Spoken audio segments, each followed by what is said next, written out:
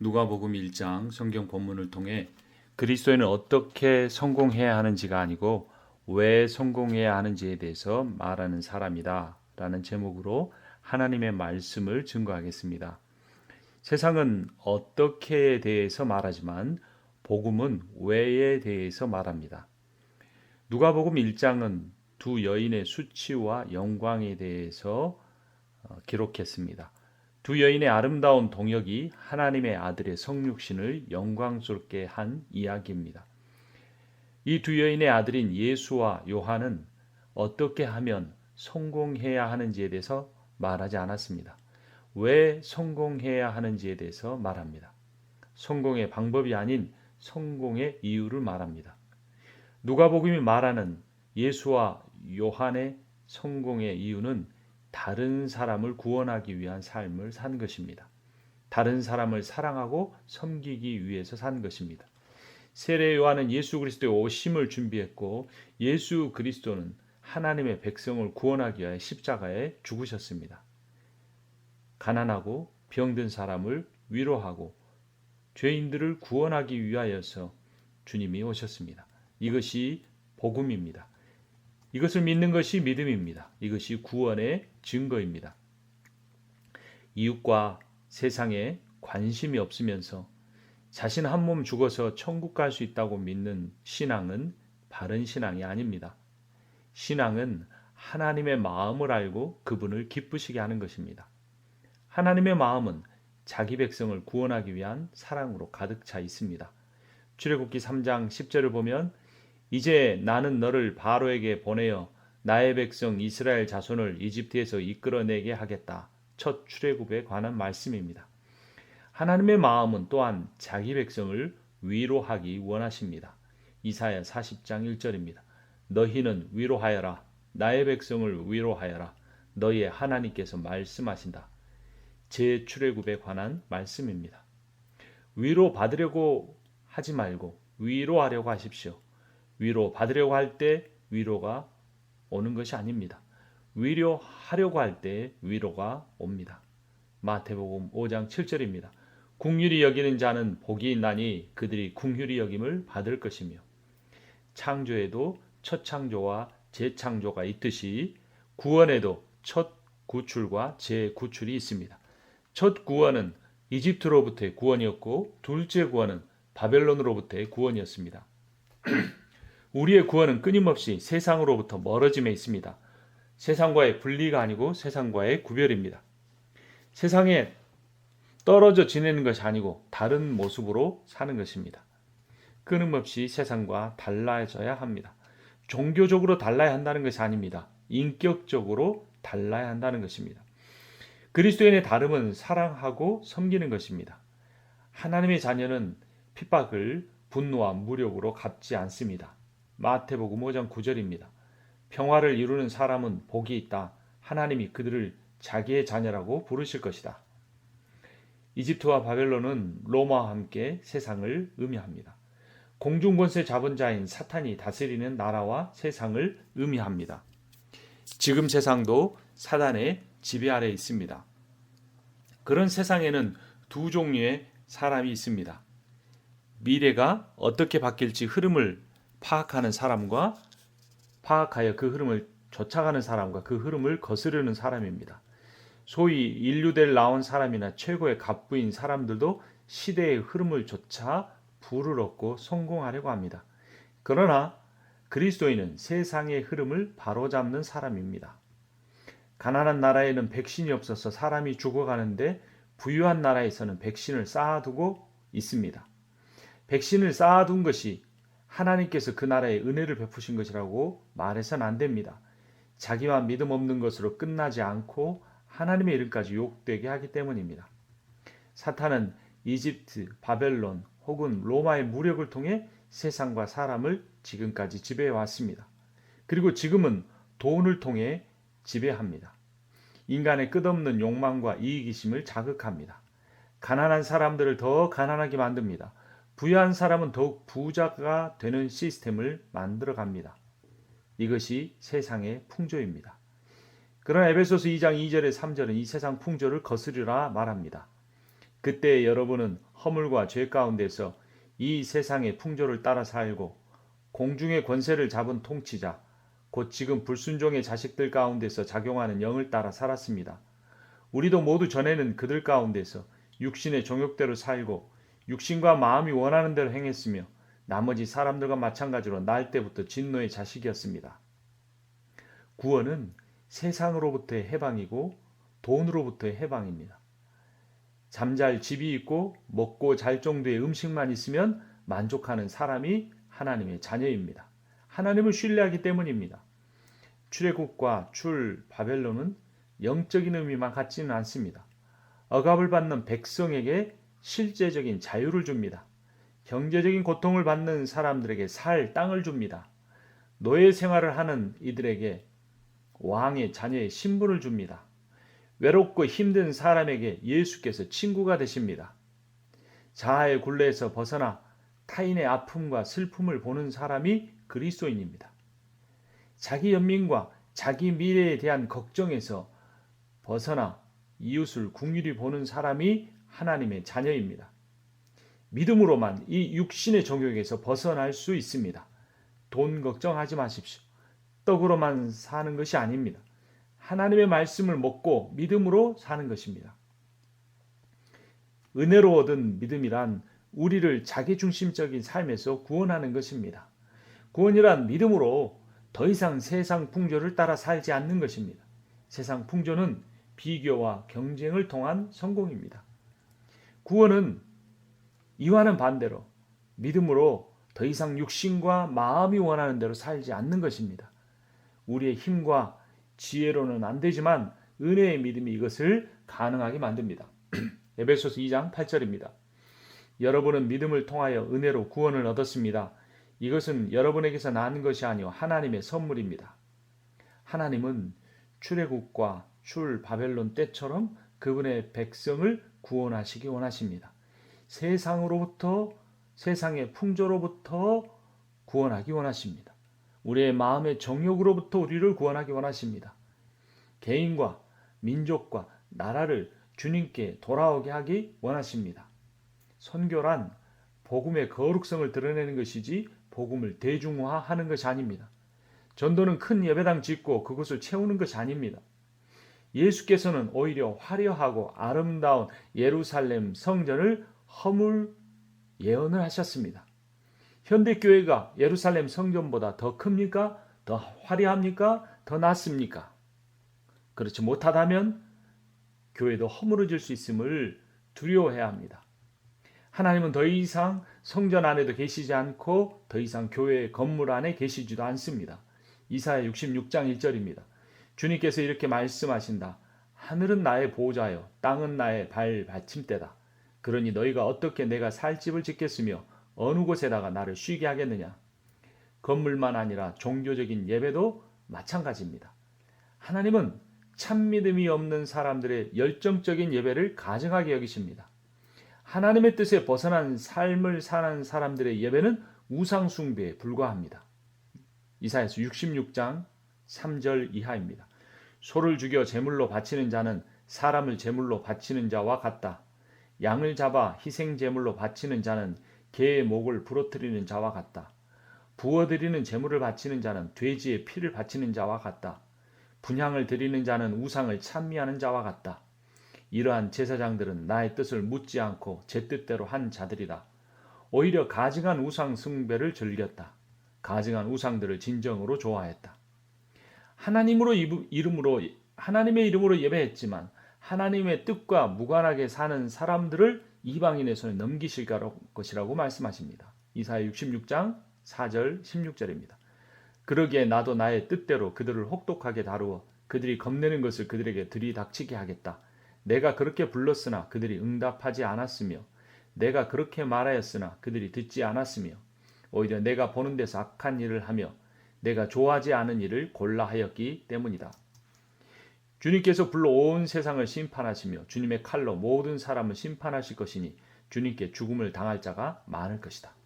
또한 하나님은 성전문을 닫으실 것이라고 말씀하셨습니다. 말라기 4장 10절입니다. 너희 가운데서라도 누가 성전문을 닫아 걸어서 너희들이 내 제단에 헛된 불을 피우지 못하게 하면 좋겠다. 나는 너희들이 싫다. 나 만군의 주가 말한다. 너희가 바치는 제물도 이제 나는 받지 않겠다. 여러분, 그러나 절망하지 마십시오. 인간에 대한 절망이 하나님께 소망을 두게 합니다. 교회에 대한 실망이 하나님 나라에 소망을 두게 합니다. 일시적인 심판은 영원한 구원을 위한 것입니다. 하나님은 새로운 백성을 세우시고 그들과 함께 새 나라를 세우실 것입니다. 같은 말라기 4장 18절 22절입니다. 내가 그들의 일과 생각을 알기에 언어가 다른 모든 민족을 모을 때가 올 것이니 그들이 와서 나의 영광을 볼 것이다. 내가 지을 새 하늘과 새 땅이 내 앞에 늘 있듯이 너희 자손과 너희 이름이 늘 있을 것이다. 주님의 말씀이시다. 새 나라를 세우기 위해 구원자 즉 메시아를 하나님께서 보내셨습니다. 이사야 61장 1, 2절입니다. 주님께서 나에게 기름을 부으시니 주 하나님의 영이 나에게 임하셨다. 주님께서 나를 보내셔서 가난한 사람들에게 기쁜 소식을 전하고 상한 마음을 싸매어주고 포로에게 자유를 선포하고 갇힌 사람에게 석방을 선언하고 주님의 은혜의 해와 우리 하나님의 보복의 날을 선언하고 모든 슬퍼하는 사람들을 위로하게 하셨다. 그런데 바로 이 말씀을 성육신하신 예수께서 안식일에 회당에 들어가 읽고 선포하셨습니다. 누가복음 4장 17절 18절입니다. 예언자의 이사야의 두루마리를 건네받아서 그것을 펴시어 이런 말씀이 있는 데를 찾으셨다. 주님의 영이 내게 내리셨다. 주님께서 내게 기름을 부으셔서 가난한 사람에게 기쁜 소식을 전하셨다. 주님께서 나를 보내셔서 포로된 사람에게 해방을 선포하고 눈먼 사람들에게는 눈뜸을 선포하고 억눌린 사람들을 풀어주고 주님의 은혜의 해를 선포하게 하셨다. 하나님의 아들이 세상을 구원하기 위하여 인간 예수가 되셨습니다. 기쁜 소식입니다. 우리는 더 이상 죄와 세상의 포로가 아닙니다. 주님이 우리의 영의 눈을 성령을 통하여 뜨게 하셨습니다. 하나님 나라를 완성하셨습니다. 이것이 누가복음의 주제입니다. 오늘 본문 누가복음 1장 31절 32절입니다. 보아라 그대가 잉태하여 아들을 낳을 터이니 그의 이름을 예수라 하여라. 그는 위대하게 되고 더없이 높으신 분의 아들이라고 불릴 것이다. 주 하나님께서 그에게 그의 조상 다윗의 왕위를 주실 것이다. 그는 영원히 야곱의 집을 다스리고 그의 나라는 무궁할 것이다. 죄에서 자유를 얻게 함이 보혈의 능력입니다. 놀라운 일입니다. 주님이 승리하셨습니다. 그 승리가 우리의 것입니다. 참 기쁜 소식입니다. 하나님께서 예수를 보내신 궁극적인 목적은 어느 한 사람을 구원하고 어느 한 사람은 구원하지 않기 위해서가 아닙니다. 아담의 범죄로 세상이 사단의 손에 넘어갔습니다. 예수의 순종과 승리로 그 권세를 회복하셨습니다. 예수가 승리하셨고 우리가 그 권세를 인정하고 복종하면 됩니다. 그러므로 우리가 구원받은 자로서 하나님의 백성으로서 온 우주를 말씀으로 창조하신 영광을 회복하는 일에 동참하기를 바랍니다. 이사야서 65장 17절입니다. 보아라 내가 새하늘과 새 땅을 창조할 것이니 이전 것들은 기억되거나 마음에 떠오르거나 하지 않을 것이다. 첫 창조의 인간도 하나님의 대리통치자로 우주를 다스렸습니다. 창세기 1장 28절입니다. 하나님이 말씀하시기를 우리가 우리의 형상을 따라서 우리의 모양대로 사람을 만들자. 그리고 그가 바다의 고기와 공중의 새와 땅 위에 있는 온갖 들짐승과 땅 위를 기어다니는 모든 길짐승을 다스리게 하자 하시고 재창조의 인간도 하나님의 대리통치자로 우주를 다스리게 될 것입니다. 섬기는 자는 다스리게 될 것이고 군림하던 자는 심판을 받을 것입니다. 요한계시록 22장 5절 11, 12절입니다. 다시는 밤이 없고 등불이나 햇빛이 필요 없습니다. 그것은 주 하나님께서 그들을 비추시기 때문입니다. 그들은 영원 무궁하도록 다스릴 것입니다. 불의를 행하는 자는 그대로 불의를 행하고 더러운 자는 그대로 더럽고 의로운 자는 그대로 의를 행하고 거룩한 자는 그대로 거룩하게 하라. 보라 내가 속히 오리니 내가 줄 상이 내게 있어 각 사람에게 그가 행한 대로 갚아주리라. 하나님의 관심은 한 개인이나 특정한 한 교회에 있지 않고 온 우주에 있습니다. 교회에 대한 순종을 하나님에 대한 순종으로 오해하게 만들지 마십시오. 교회만 아니라 세상을 섬기십시오. 교인만 아니라 사회를 구제하십시오. 하나님은 교회만 아니라 온 우주의 통치자이십니다. 온 우주가 하나님의 통치에 굴복해야 합니다. 그 첫 단계로 인간의 복종을 하나님이 원하십니다. 마리아의 창가의 내용입니다. 오늘 본문 51절부터 53절입니다. 그는 그 팔로 권능을 행하시고 마음이 교만한 사람들을 흩으셨으니 제왕들을 왕좌에서 끌어내리시고 비천한 사람을 높이셨습니다. 줄인 사람들을 좋은 것으로 배부르게 하시고 부한 사람들을 빈손으로 떠나보내셨습니다. 내가 구원을 받았다는 사실이 중요한 것이 아니고 하나님의 대리 통치자로 순종하는 백성이 되는 것이 중요합니다. 구원받았다면 관심사가 달라집니다. 자기 개인의 삶이 아닌 하나님이 맡겨주신 우주와 세상에 대해 관심을 갖게 됩니다. 하나님의 관심은 공동체이고 사단의 관심은 개인입니다. 구원받은 사람은 공동체에 관심을 갖고 서로 협력합니다. 함께 하나님 나라를 일구어갑니다. 주님은 하나님의 아들 예수의 오심을 인간의 아들 세례 요한을 통해 준비하게 하셨습니다. 그리고 그의 부모인 늙은 엘리사벳과 10대였을 처녀 마리아를 동역하게 하십니다. 오늘 본문 7절과 27절입니다. 그런데 그들에게는 자녀가 없었다. 엘리사벳이 임신을 하지 못하는 여자이고 두 사람은 다 나이가 많았기 때문입니다. 다윗의 가문에 속한 요셉이라는 남자와 약혼한 처녀에게 가게 하셨다. 그 처녀의 이름은 마리아였다. 엘리사벳과 마리아는 30살 이상 차이가 났지만 공통점이 있었습니다. 자녀로 인한 고통이었습니다. 한 사람은 자녀를 낳아야 할 때를 지나도 못 낳아 고통을 받았습니다. 다른 한 사람은 자녀를 낳지 않아야 할 때에 갖게 되어 고통을 받았습니다. 인생의 고통은 이유가 달라도 아픔은 동일합니다. 그녀들의 두 아들은 모두 비참하게 죽었습니다. 한 아들은 목이 베어 죽었고 다른 아들은 십자가에 매달려 죽었습니다. 그 어머니들은 세상에서 가장 비참한 어머니의 운명을 가졌고 그러나 하나님 나라에서 가장 아름답고 고귀한 예정의 택함을 받았습니다. 한 아들은 온 인류를 구원하였고 다른 아들은 그 구원을 이루신 메시아의 길을 예비하셨습니다.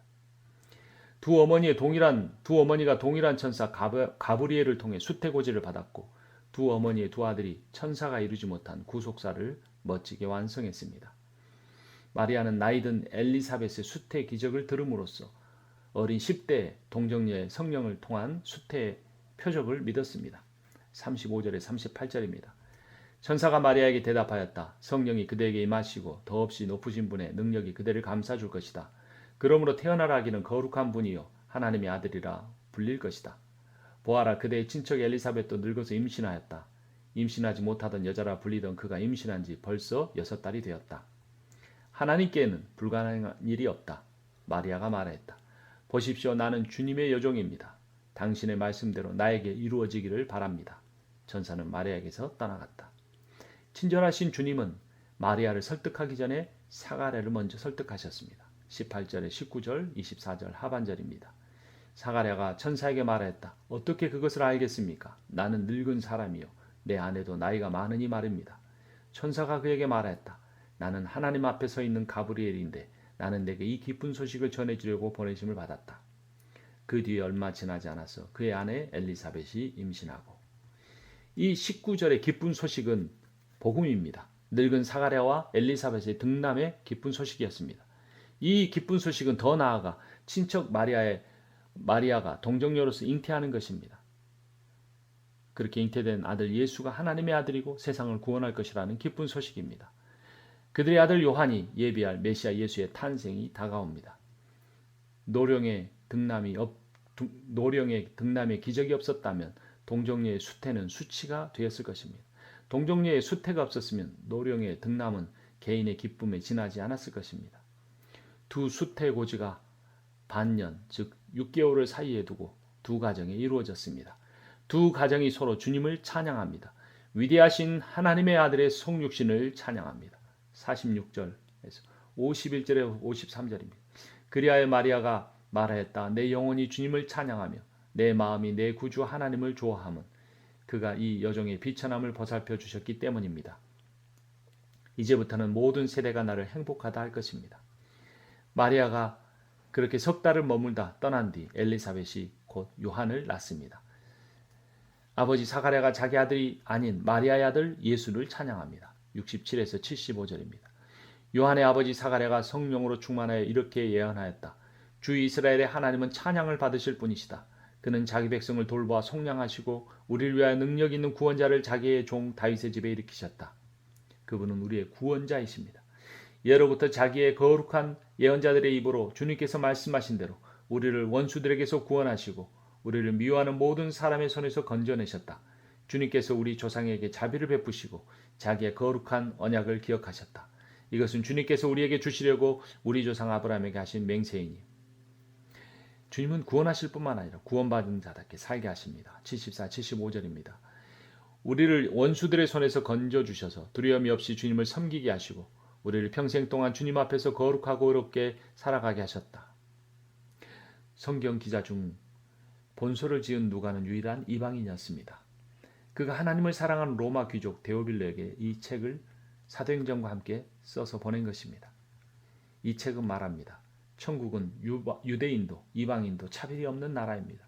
천국은 노인도 어린아이도 함께 찬양하는 곳입니다. 가난한 자와 부자가 함께 식사를 나누는 곳이 천국입니다. 마태복음은 마음이 가난한 자가 하나님 나라의 주인이라고 했는데 누가는 가난한 자가 주인이라고 했습니다. 천국은 가는 것이 아니고 오는 것입니다. 인종, 국적, 나이, 성별을 떠나 서로 사랑하고 섬기는 천국을 만들어 가십시오. 이 위대한 구속의 역사가 작은 마을 나사렛과 에루살렘에서 동시에 이루어졌습니다. 에루살렘은 성전이 있는 시온이요 나사렛은 가난한 자들의 마을이었지만 하나님의 역사는 이 두 마을에서 함께 일어났습니다. 이 위대한 구속의 역사는 성전에서 사가랴가 기도할 때 시작되었습니다. 오늘 본문 9절 10절입니다. 어느 날 제사직의 관례를 따라 제비를 뽑았는데 그가 주님의 성소에 들어가 분향하는 일을 맡게 되었다. 그가 분향하는 동안에 온 백성은 다 밖에서 기도하고 있었다. 성전에서 기도가 멈출 때 성전이 무너졌습니다. 누가복음 19장 46절입니다. 그들에게 말씀하셨다. 성경에 기록하기를 내 집은 기도하는 집이 될 것이다 하였다. 그런데 너희는 그것을 강도의 소굴로 만들어버렸다. 기도하는 무리가 성전에서 성령 임재하시는 전이 됩니다. 같은 누가가 지은 사도행전 1장 14절입니다. 이들은 모두 여자들과 예수의 어머니 마리아와 예수의 동생들과 함께 한 마음으로 기도에 힘썼다. 2장 4절입니다. 그들은 모두 성령으로 충만하게 되어 성령이 이끄시는 대로 시키시는 대로 각각 방언으로 말하기 시작하였다. 성전은 기도하는 곳입니다. 그들은 함께 기도하였습니다. 하나님의 전략은 기도를 통해 사랑으로 하나가 되는 것입니다. 사단의 관심은 기도하지 않을 때 마음에 욕심을 따라 살아 경쟁과 비교로 분열되는 것입니다. 구원받은 이의 세상에는 1등도 꼴등도 없습니다. 각자에게 주어진 은사로 서로 섬기고 사랑하는 세상입니다. 이 일을 위해 예수께서 오셨습니다. 이 놀라운 하나님 나라의 건설을 위해 십자가에 죽으셨습니다. 나 하나 종교 생활에 점수 매겨 개인 구원하시려는 것이 아닙니다. 구원이란 사랑하고 섬기는 하나님 나라 공동체의 백성이 되는 것입니다. 백성은 일꾼입니다. 순종하는 자입니다. 죽어서 자기 혼자 구원받는 것이 참 구원이 아닙니다. 굶어 죽는 사람이 수없이 많고 집 없는 사람이 계속 늘어가는데 혼자 구원받고 물질의 복까지 혼자 챙기는 사람은 하나님 나라의 백성이 아닙니다. 교회는 자기와 뜻받는 사람, 수준 맞는 사람이 모여서 종교적인 위안 얻고 사회적인 관계 얻고 돈도 벌고 복도 받고 죽어서 천국까지 자기들만 가려는 이기적인 공동체가 아닙니다. 그런 공동체에 속한 사람은 개인적인 뜻과 상관없이 그리스도인이 아닙니다. 자신이 교회의 방향에 동의하든 하지 하든 상관없습니다. 물론 정의로운 사회는 이 세상에는 없습니다. 인간은 그런 세상을 만들 수도 없습니다. 중요한 것은 무엇을 추구하고 있느냐라는 것입니다. 이루는 것은 주님이십니다. 우리는 그저 따를 뿐입니다. 순종할 뿐입니다. 주님이 보시는 것은 네가 이루었느냐가 아니고 따르고 있느냐라는 것입니다. 복음만이 그렇게 할 수 있습니다. 예수만이 그렇게 하실 수 있습니다. 예수를 통해서만 사랑하고 섬기는 세상을 만들 수 있습니다. 예수를 부른다고 예수 믿는 것이 아닙니다. 특정 교단이나 특정 교파에 속한다고 예수 믿는 것이 아닙니다. 특정 교리를 입으로 줄줄 외우고 깬다고 예수 믿는 것이 아닙니다. 장로, 집사, 권사, 목사 된다고 구원받는 것이 아닙니다. 세례, 종교, 의식한다고 했다고 구원받는 것이 아닙니다. 사랑하고 섬기는 것이 예수 믿는 것입니다. 예수만이 사랑하고 섬길 수 있습니다. 예수 외에는 사랑하고 섬길 수 없기 때문에 진심으로 사랑하고 섬기는 사람이 예수 믿는 사람입니다. 주여 주여 한다고 구원 얻는 것이 아닙니다. 주여 주여 한다고 하나님의 백성이 아닙니다. 주님만이 하실 수 있는 사랑하고 섬기는 일을 하는 사람이 예수 믿는 사람입니다. 하나님의 백성입니다. 예수께서 이 일을 이루시기에 인간이 되셨습니다. 이것이 복음입니다. 부활하고 승천하여 성령을 보내주셨습니다. 그 성령을 통하여는 할 수 있습니다. 생명의 성령의 법이 죄와 사망의 법에서 우리를 구원하셨기 때문입니다. 누가 우리를 이 사망의 몸에서 건져낼 수 있습니까? 말씀으로 역사하시는 성령이 그 일을 행하실 수 있습니다. 복음을 종교로 만들어서는 안 됩니다. 복음이신 예수께서 가장 그리고 유일하게 비판한 사람들이 종교인이었습니다. 종교의 기득권으로 권세를 누리던 사람들이었습니다. 종교인은 종교 제도를 통해 먹고 살 수밖에 없습니다. 그러나 우리가 교회를 이루고 함께 나누고 말씀을 나누고 물질을 나누고 기도를 나누고 살아갈 때 주님 우리를 연약한 사람들을 세워주시고 우리를 통해 하나님의 위대한 역사를 이끌어 가실 것입니다. 그리스도인은 어떻게 성공해야 하는지가 아니고 왜 성공해야 하는지에 대해서 말하는 사람입니다. 세상은 어떻게에 대해서 말하지만 복음은 왜에 대해서 말하고 있기 때문입니다. 엘리사벳과 마리아가 어찌 보면 가장 수치스러운 일일 수 있는 것을 통해 가장 영광스러운 복음을 위해 쓰임 받은 것처럼 어찌 보면 두 아들의 비참한 죽음이지만 그것이 하나님의 가장 큰 영광을 드러낸 복음의 주춧돌이 되었던 것처럼 우리 또한 심각한 고난 가운데 살아가고 있지만 이 고난의 시기가 우리로 하여금 복음으로 돌아오게 하고 하나님의 은혜만 의지하며 살아갈 수 있게 할 것입니다. 하나님을 신뢰하십시오. 하나님을 의지하십시오.